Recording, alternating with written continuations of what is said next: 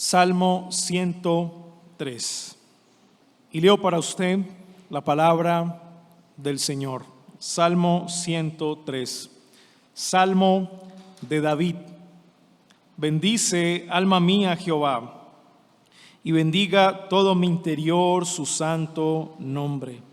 Bendice, alma mía, Jehová, y no olvides ninguno de sus beneficios. Él es quien perdona tus iniquidades, el que sana todas tus dolencias, el que rescata del hoyo tu vida, el que te corona de misericordias y compasión, el que sacia de bien tu boca, de modo que te rejuvenezcas como el águila. Amén. Cuando nosotros estudiamos el Salmo 103, nos damos cuenta que tiene una estructura, y la estructura nos ayuda a conocer el énfasis del capítulo. Cuando revisamos el versículo 20 al versículo 22, nos damos cuenta que el salmista le ordena a las criaturas y al pueblo de Israel a bendecir al Señor. Miren la primera línea del versículo 20: bendecid a Jehová vosotros sus ángeles. Versículo 21: bendecid a Jehová vosotros sus ejércitos. 22: bendecid a Jehová vosotras todas sus obras. Y mire la última parte del versículo 22: bendice, alma mía, a Jehová. Desde que el Salmo 103 inicia hasta que el Salmo termina en el versículo 22, la palabra que más se repite es bendecir, bendecir, bendecir. Y esa palabra también la podemos traducir como alabar, alabar. Así que el énfasis del Salmo es la alabanza que se le da al Señor por todos los beneficios y las bondades que Él le ha otorgado por su gracia al pueblo. Recuerden, este es el Salmo de David y es un salmo que va dirigido al pueblo de Israel. Israel ha sido testigo de cómo el Señor en su gracia los ha bendecido. El Señor ha caminado con ellos. De día ha caminado con ellos en una columna, con una columna de nube, de noche con una columna de fuego. Él ha estado delante de ellos para defenderlos en la batalla. Israel conoce lo que el Señor ha hecho por ellos y el salmista les recuerda que es su deber, su responsabilidad, no dejar de alabar al Señor por todas aquellas bondades recibidas. Si el énfasis del Salmo es la alabanza por las bendiciones que se han recibido por gracia de parte del Señor, ¿qué quiere decir el salmista en la primera parte del Salmo? Que él obliga a su propia alma a alabar a Jehová. ¿Por qué este énfasis al iniciar el Salmo? Quizá al salmista se le está olvidando los beneficios que ha recibido por parte del Señor. Él quiere que el pueblo de Israel entienda que podemos sufrir de olvido y que el olvido puede degenerar en ciertos pecados que pueden complicar la vida del pueblo. Bueno, tal vez sí.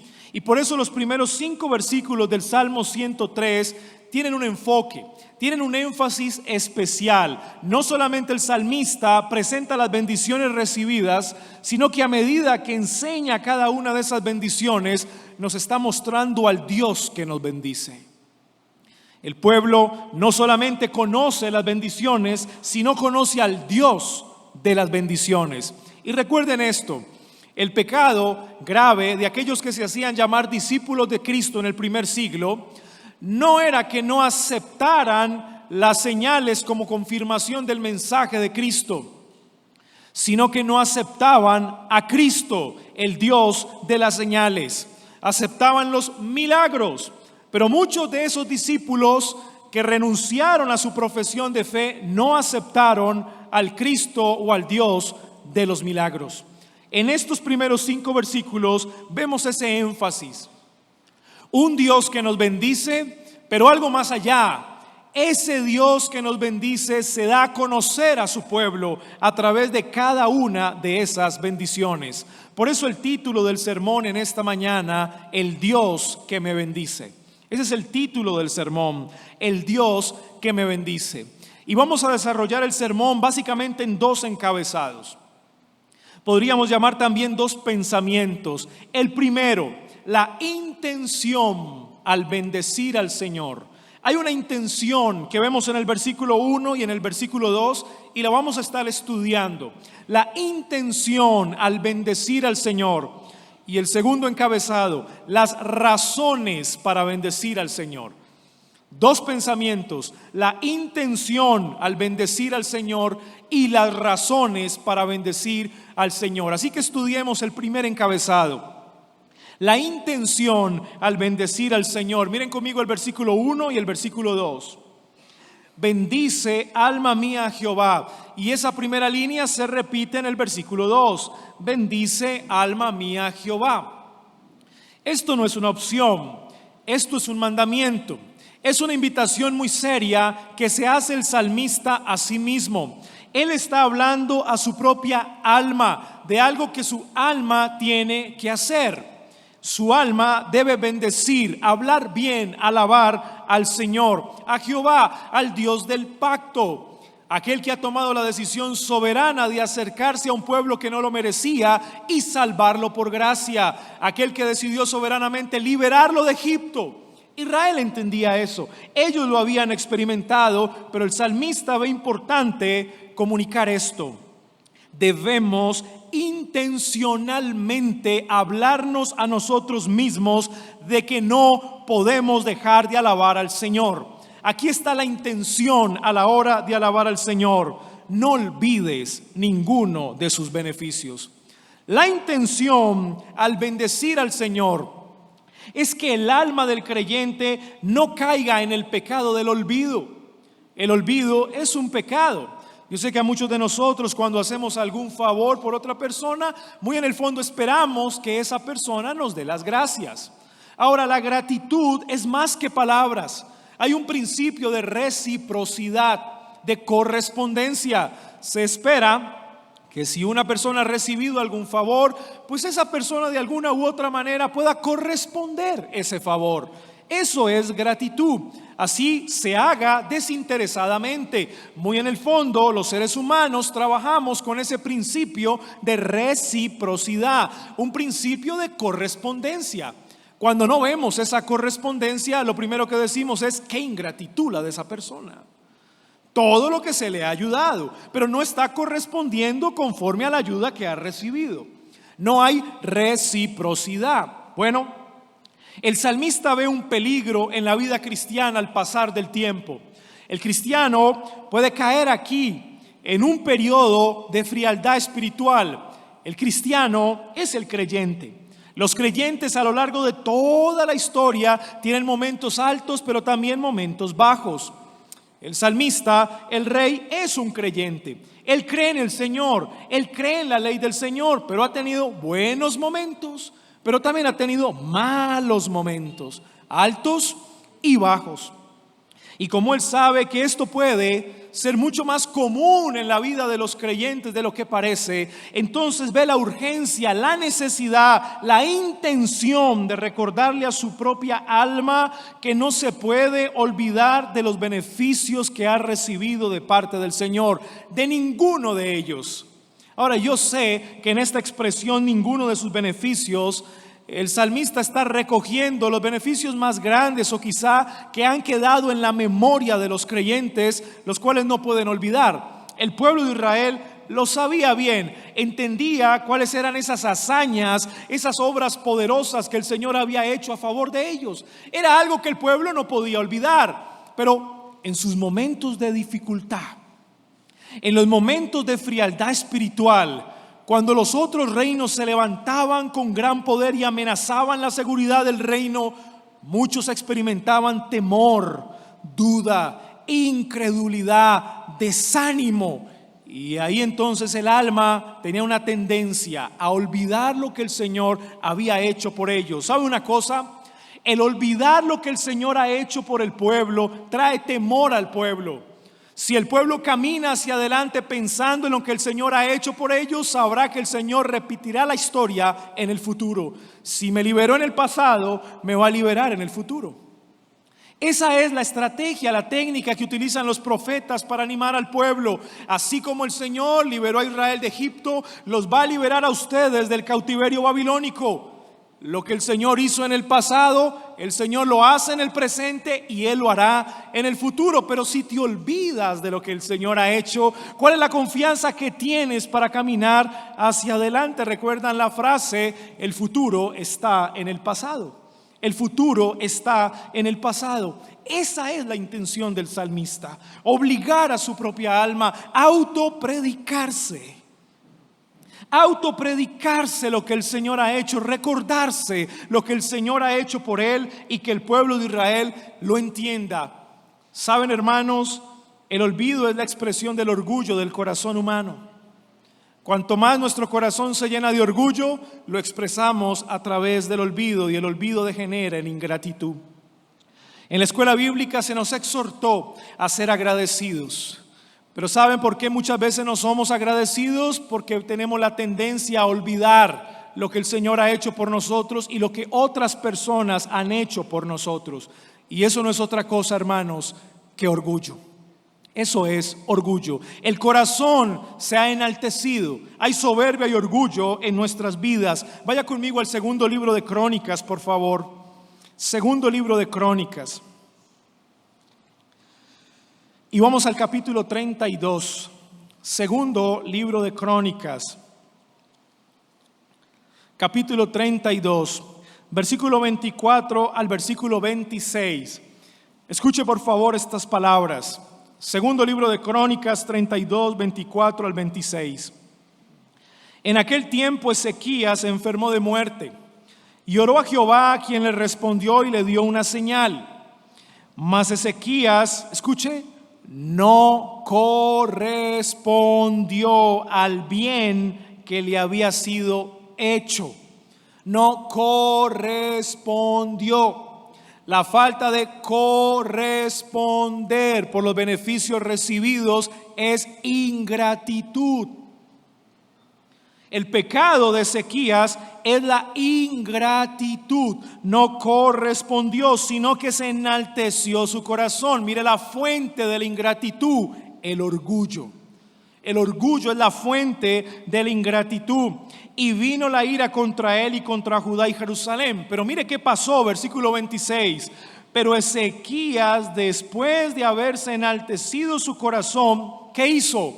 Se humilló él y los moradores de Jerusalén, y no vino sobre ellos la ira de Jehová en los días de Ezequías.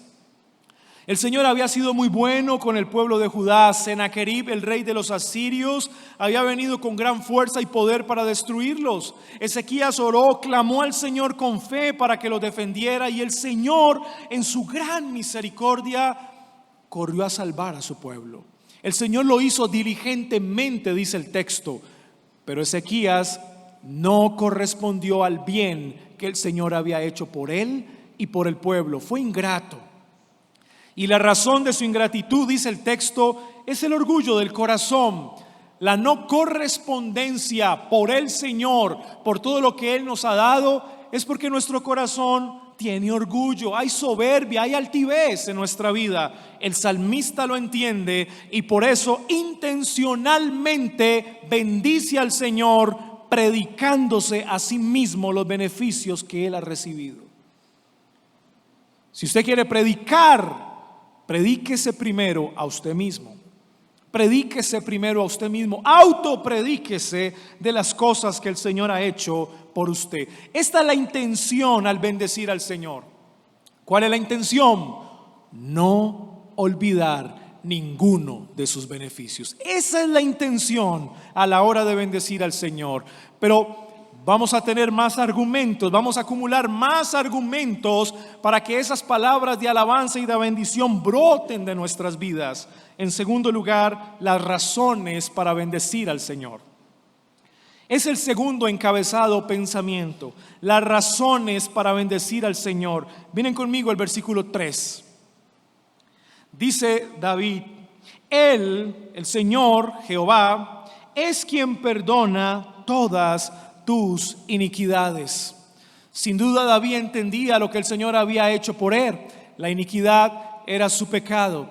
Él reconoce su desgracia, su depravación, su bancarrota espiritual, pero el Dios que salvó al pueblo es el mismo que ha perdonado sus iniquidades y las iniquidades del pueblo. Miren conmigo el Salmo 86. Salmo 86.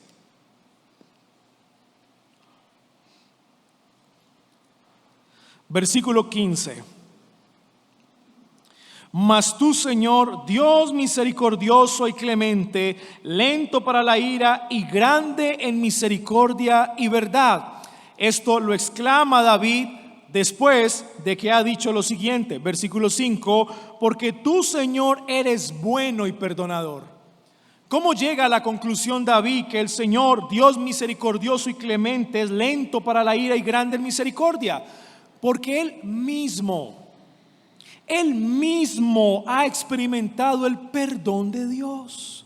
Él mismo lo ha experimentado. Miren el versículo 5, porque tú, Señor, eres bueno y perdonador. Él ha sido testigo del perdón. Entonces, grande en misericordia para con todos los que te invocan. Y esa expresión invocar ahí es suplicar su perdón. No es cualquier súplica. Es esa súplica desesperada, urgente, en la cual el hombre viene al Señor clamando y suplicando para que el Señor le perdone por todos sus pecados. Y encuentra en el Señor paz y refugio al saber que Él es bueno y perdonador. David entiende esto. Él lo sabe muy bien. Esa es una muy buena razón para que el alma del salmista y el alma del pueblo bendiga y alabe al Señor. El Señor ha perdonado todas nuestras iniquidades. Hermanos, ¿escuchó eso? Todas. Todas.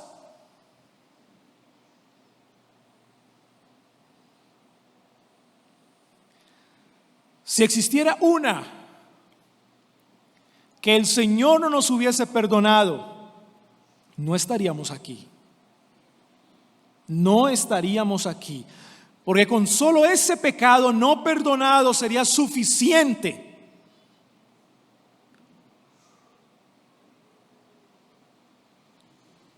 para irnos al infierno. Solo por uno no perdonado. Y no es necesario ni siquiera verlo de hecho. Tan solo en nuestro pensamiento es suficiente para que estuviéramos en el infierno. Pero el Señor ha perdonado todas nuestras iniquidades. Su perdón es perfecto. Su perdón es perfecto. El nuestro no. El nuestro no. Pero el del Señor sí. El del Señor sí es perfecto. ¿Creen ustedes que esta no es una muy buena razón para alabarlo? Todas tus iniquidades. El pueblo de Israel debía llenarse de gozo y de alabanza al recordar estas cosas. Número 2, el que sana todas tus dolencias. David había experimentado muchas aflicciones.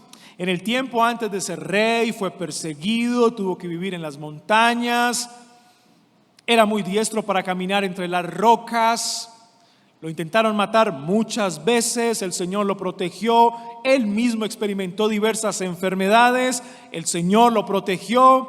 El Señor lo hizo rey, ahora gobierna un reino y él ha sido testigo de cómo la mano sanadora del Señor ha estado sobre él de muchas maneras. Ahora entendamos esto.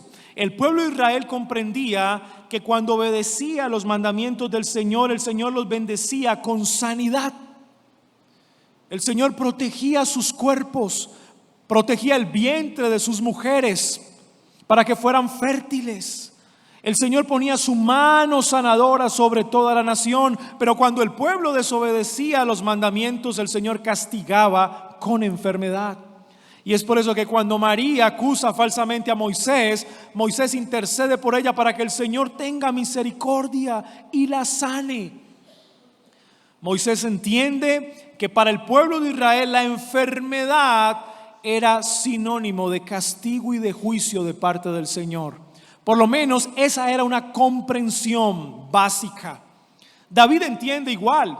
Él sabía que el Señor estaba ahí para sanarlo en determinadas ocasiones. Pero ¿sabe una cosa? Los profetas apuntan a una enfermedad mucho más grave y mucho más grande, y es la enfermedad espiritual. El siervo sufriente de Isaías capítulo 53 es aquel que ha sanado todas nuestras dolencias. Y es que la preocupación del creyente ahora trasciende. No es una preocupación física, aunque no sea importante, no quiero decir eso, pero la preocupación más grande es la terrible enfermedad espiritual. Y el siervo sufriente, Cristo mismo, vino para sanar a sus elegidos de todo tipo de enfermedades espirituales en la cruz. Él llevó nuestras enfermedades, Él llevó nuestros pecados, Él se convierte en nuestro sanador. Ahora, no quiero decir con esto que el Señor en su misericordia no toque nuestro cuerpo y nos restaure en algunos momentos específicos. Claro que sí, claro que sí. Y saben, hermanos, generalmente por el evangelicalismo, de cual muchos vienen, creemos que la sanidad del Señor solamente se da sin medios. Sin medios.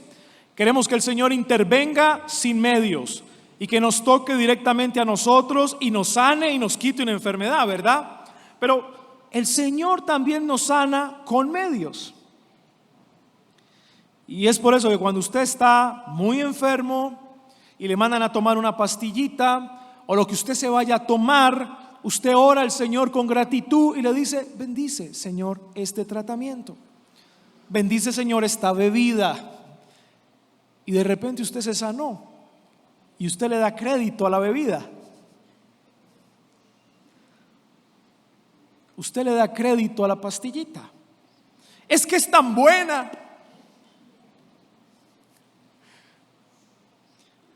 Pero el Señor utiliza medios para sanarnos. Y es por eso que cuando usted siga un tratamiento o alguna bebida, ore al Señor y dígale: Señor, mi cuerpo está en tus manos. Tú tienes absoluto control de mi vida, de mi cuerpo. Que se haga tu santa y preciosa voluntad. El Señor es sanador, con medios o sin medios. Pero no hay duda de que nos ha sanado de la más terrible enfermedad, ¿verdad? De la enfermedad del pecado. Él es nuestro poderoso sanador. David lo entiende también. Él sabe que el Señor ha estado ahí y ha sido fiel para sanarnos. El Dios que nos bendice es un Dios perdonador y es un Dios sanador. Número 3.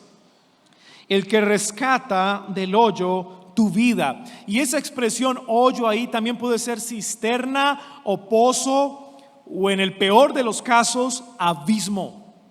David entiende que muchas personas en su época utilizaban los pozos para hacer trampas, y cuando una persona caía en ese pozo o en ese hoyo no podía salir por sí mismo, necesitaba la ayuda de otra persona, y si le querían dejar morir, pues simplemente nadie lo sacaba y esa persona moría con el tiempo de hambre o de sed. Esto tiene un fuerte significado espiritual para el pueblo de Israel. A Israel le hacían muchas trampas las otras naciones. Las otras naciones querían la caída del pueblo de Israel, pero lo que les está diciendo David es que el Señor mismo los ha sacado de ese hoyo, de ese pozo, de ese abismo. Otros traducen ahí de esa tumba, haciendo alusión a la muerte. En momentos donde la vida corre peligro de muerte, el Señor nos ha rescatado de ahí. Ahora, tiene un fuerte significado espiritual. ¿Saben por qué? Porque esa es la condición del incrédulo. Y David también medita en estas cosas. El incrédulo es como si estuviera en una cisterna, en un hoyo muy profundo. Y por mucho que él observe la manera de salir, no puede escapar. Él necesita la intervención de otra persona para que le ayude a salir. Por sus propias fuerzas no puede hacerlo. David reconoce que solamente el Señor lo ha rescatado de ahí. La mano que él puede ver en medio de la oscuridad es la mano del Señor extendiéndose para atraparlo. El Señor mismo lo ha sacado del hoyo en el cual se encontraba, un pozo cisterna de muerte espiritual. El Señor es el rescate, el Señor es el redentor de David, es el redentor de Israel, es el redentor de todos aquellos que creen en Él. Y la pregunta que debemos hacernos aquí es: si el Señor no extiende su mano y nos saca, ¿a dónde estaría su pueblo? ¿A dónde estaría su pueblo? La connotación es que ninguna persona por sus propias fuerzas puede salir a menos de que el Señor soberanamente intervenga y lo rescate. De otra manera no hay forma de salir. El Dios que me bendice es un Dios perdonador, es un Dios sanador y es un Dios redentor. Número 4, el que te corona de favores y misericordias. Y la expresión ahí, coronar, es aquel que da valor. Cuando una persona era coronada de esas misericordias, favores o compasión, lo que quería decir es que había recibido muchos beneficios o muchos bienes de parte de Dios. Así como un rey era coronado y eso expresaba respeto y confianza delante de los demás. Bueno, David está diciendo: el Señor ha puesto una corona sobre mí. Son sus misericordias, son sus compasiones, son sus favores. Si hay algo en lo cual yo me puedo enorgullecer, es en cuán miserable soy. Es en cuán miserable soy, porque la corona es su misericordia. ¿Y qué es lo que yo tengo que tener para que el Señor tenga misericordia de mí? Ser un miserable. Ser un miserable. El Señor tiene misericordia de los miserables. Y esa misma miseria es observada con Él con compasión. Eso significa, Él tiene la capacidad de sufrir con los suyos, al lado de los suyos. Es por eso que hablamos de un Dios que es verdaderamente compasivo, aquel que sufre con su pueblo. Bueno, el salmista está diciendo: esa es mi corona. Mi corona es saber cuán miserable he sido y cuán misericordioso ha sido Dios conmigo. Hermanos, tú cumplías bien ese requisito. Tú cumplías bien ese requisito. Tú eras un miserable y el Señor ha tenido misericordia de ti. Tú cumplías bien ese requisito. Esa es tu corona. Es lo que el Señor ha hecho por ti, lo que el Señor hizo por David, lo que el Señor hizo por Israel, lo que el Señor ha hecho por su pueblo a lo largo de la historia. Esa es nuestra corona. El Dios que me bendice es un Dios perdonador, es un Dios sanador, es un Dios redentor y es un Dios misericordioso. Número 5, versículo 5. El que sacia de bien tu boca, de modo que te rejuvenezcas como el águila. David entiende bien este proceso por el cual pasan las águilas. Ellas durante un tiempo mudan su pico, mudan su plumaje, de tal manera que pueden tener aproximadamente 30 años más de vida. Y David sabía este procedimiento. Ahora, de manera comparativa, lo está aplicando a él y al pueblo de Israel. Ahora es un proceso doloroso para el águila, porque mientras muda su pico y muda su plumaje, pues tiene que pasar algunos meses sin comer. Este ejemplo, David lo entiende como algo espiritual. Piensen conmigo. Él ha experimentado muchas aflicciones. No ha respondido de la misma manera en cada una de ellas. A veces tenía la fuerza suficiente para responder con fe. En otras quizá lo inundaba la duda o la incredulidad, el temor, el miedo. Así que el salmista acudía en oración al Señor para que el Señor lo fortaleciera y nuevamente se pudiera levantar y continuar su camino hacia adelante. Pero saben, hermanos, al pensar en el águila y en el tiempo en el cual se toma para cambiar su estado físico, David está pensando que el Señor utiliza tiempos en los cuales Él renueva nuestras fuerzas. Él renueva nuestras fuerzas. Porque muchos están cansados, muchos están fatigados del camino.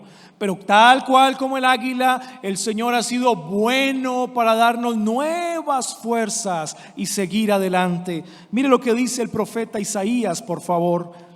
Vaya conmigo a Isaías. Isaías capítulo 40, versículo 31.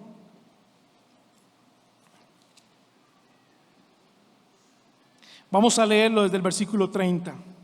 El profeta también tiene en mente aquí el águila. Los muchachos se fatigan y se cansan. Estoy leyendo el versículo 30. Los jóvenes flaquean y caen, pero los que esperan a Jehová tendrán nuevas fuerzas. Los que esperan en Jehová.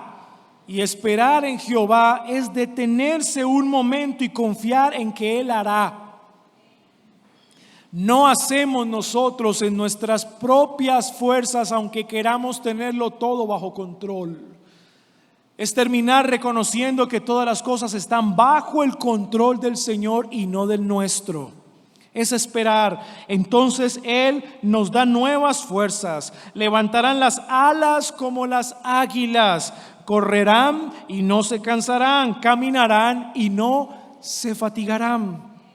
Una buena razón para alabar al Señor es que así como el águila, el Señor en estos tiempos en los cuales hemos caminado como peregrinos en este mundo esperando que el Señor regrese, Él nos ha dado nuevas fuerzas.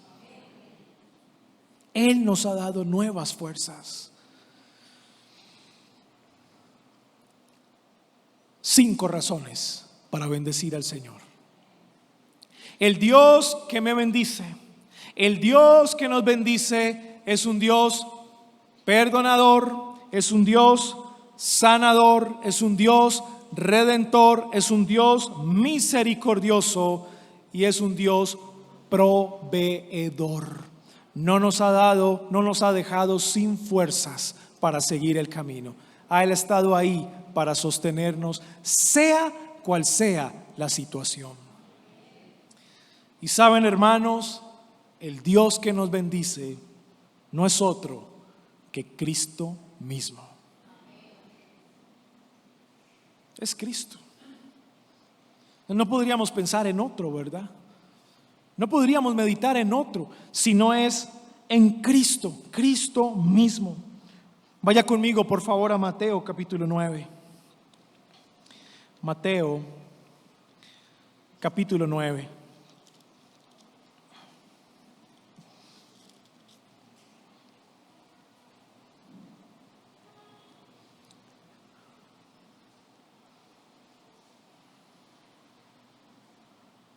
Versículo 5. Porque, ¿qué es más fácil decir, los pecados te son perdonados, o decir, levántate y anda? ¿Qué es más fácil? ¿Perdonar pecados o sanar a un paralítico? ¿Qué es más fácil? Pues para que sepáis que el Hijo del Hombre tiene potestad en la tierra para perdonar pecados. Él es quien perdona todas tus iniquidades. El Hijo del Hombre, Cristo mismo, tiene potestad en la tierra para perdonar pecados. Dice entonces al paralítico, levántate, toma tu cama y vete a tu casa. ¿Qué es más fácil? ¿Perdonar pecados o decirle al paralítico, levántate y anda? Para Cristo no hay nada imposible. Ni lo uno, ni lo otro. El mismo que tiene el poder para sanar al paralítico, tiene el poder para perdonar todas nuestras iniquidades. Así que cuando lea el Salmo 103, léalo cristológicamente. Vea a Cristo a lo largo del Salmo 103. Vaya conmigo, por favor, a Juan un momento.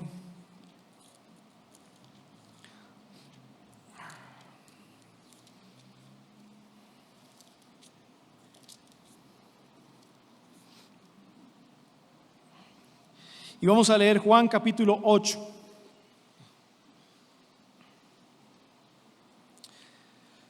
Versículo 10 y 11. La famosa historia de la mujer adúltera. Enderezándose Jesús, versículo 10. Y no viendo a nadie sino a la mujer, le dijo: mujer, ¿dónde están los que te acusaban? ¿Ninguno te condenó? Ella dijo: ninguno, Señor. Entonces Jesús le dijo: ni yo te condeno, vete y no peques más. El Dios que nos bendice es un Dios perdonador. Jesucristo perdona. El Dios que nos bendice es un Dios sanador. Jesucristo sanó múltiples enfermedades. El Dios que nos bendice es un Dios redentor. Jesucristo es nuestro perfecto redentor. El Dios que nos bendice nos corona con sus misericordias. Cristo mismo tuvo compasión de ellos y se puso en su lugar, muriendo sustitutivamente por nosotros. El Dios que nos bendice es el Dios que nos sacia y nos provee para tener nuevas fuerzas y seguir nuestro camino hasta el fin. ¿Quién es el Dios que nos bendice? Cristo es el Dios que nos bendice. Alma mía, bendice a Cristo y no olvides ninguno de sus beneficios. Pero nuestra tendencia es a olvidar.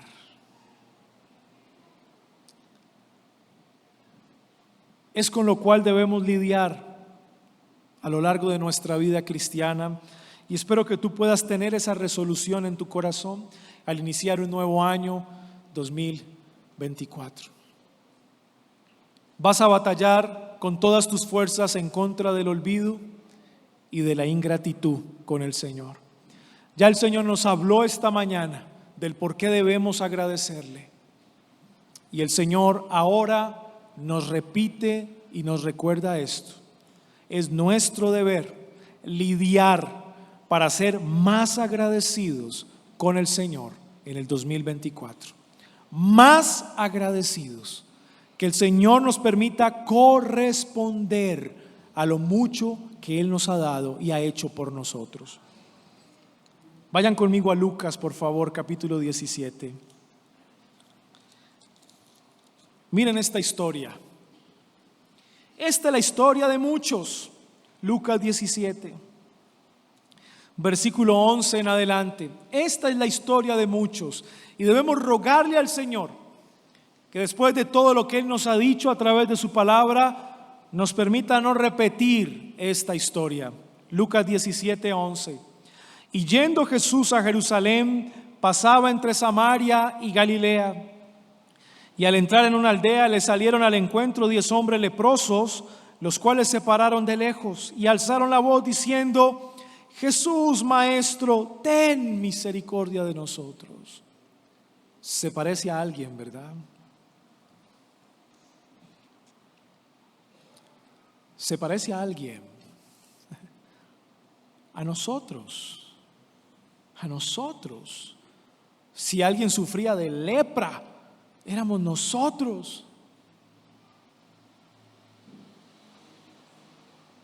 Ten misericordia, Señor. Cuando Él los vio, les dijo: id, mostraos a los sacerdotes. Y aconteció que mientras iban, fueron limpiados. Entonces uno de ellos, viendo que había sido sanado, volvió glorificando a Dios a gran voz y se postró rostro en tierra a sus pies, dándole ¿qué? Gracias. Y este era samaritano. Pero ahí no termina la historia.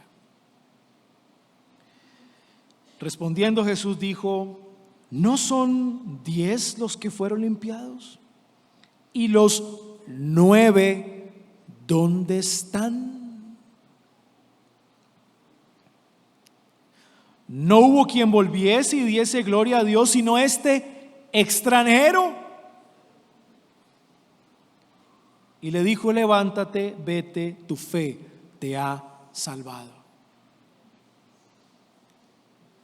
Hermanos, no repitamos esta historia.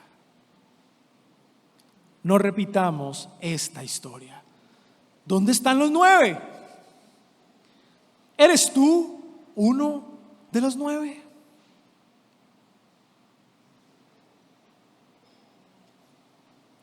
Bendice, alma mía, al Señor, y no olvides ninguno de sus beneficios. No quiero estar entre los 9.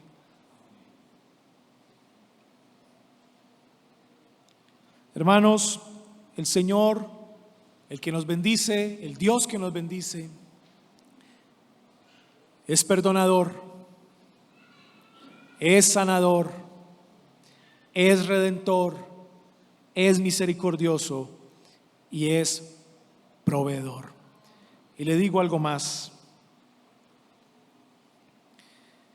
Él te da nuevas fuerzas cuando sacia de bien tu boca. Y usted sabe dónde el Señor sacia de bien su boca. Usted lo sabe. No has tenido una buena semana.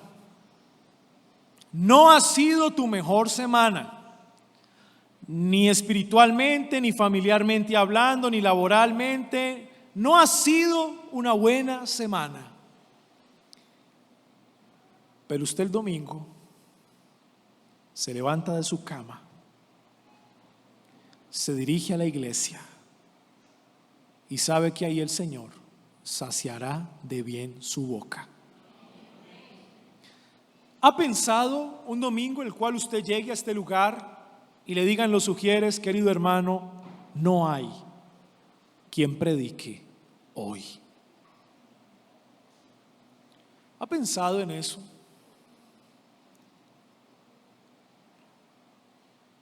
No hay.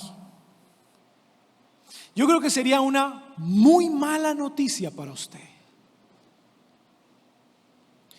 Pero por la gracia del Señor, Él ha saciado de bien nuestra boca, que ha sido nuestro proveedor y ha suplido nuestras necesidades espirituales, y no nos ha faltado durante todo el año su pan.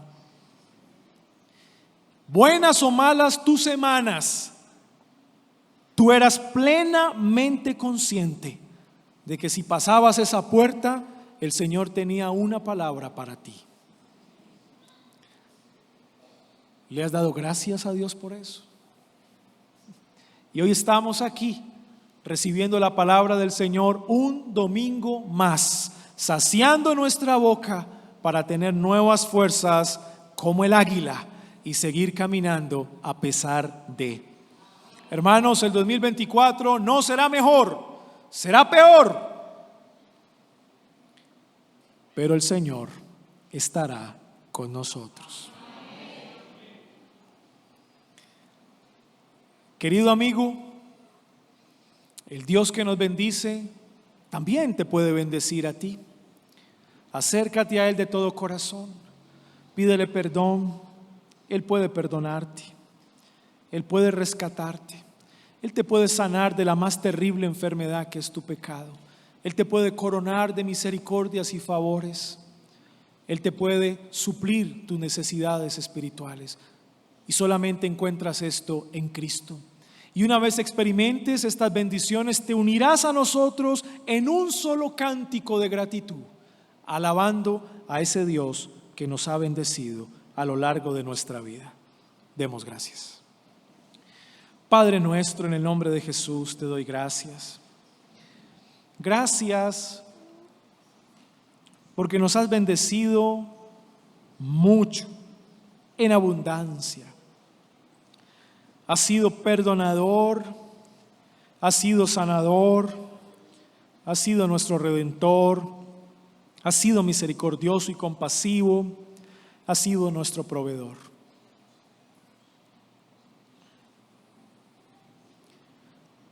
Líbranos, Señor, de caer en el pecado de la ingratitud. No queremos hacer parte de los 9.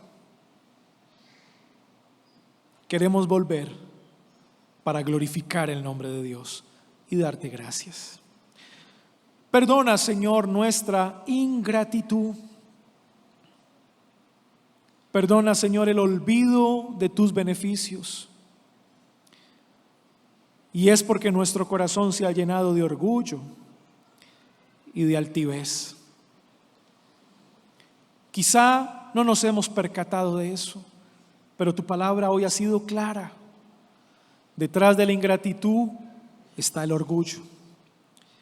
Perdona, Señor, si en nuestro corazón hay orgullo, soberbia o altivez. Perdona, Señor, si no hemos sido lo suficientemente agradecidos a lo largo del año 2023. Pero hoy nos has recordado que hay buenas razones para alabarte. Hay buenas razones para agradecerte.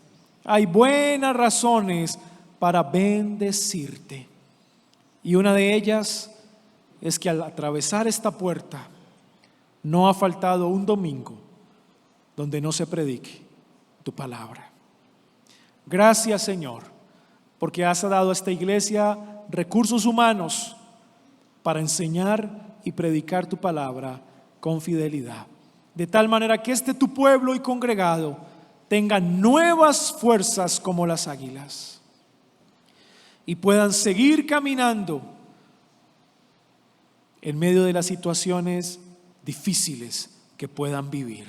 Gracias por sostenernos y gracias por amarnos. En el nombre de Jesús.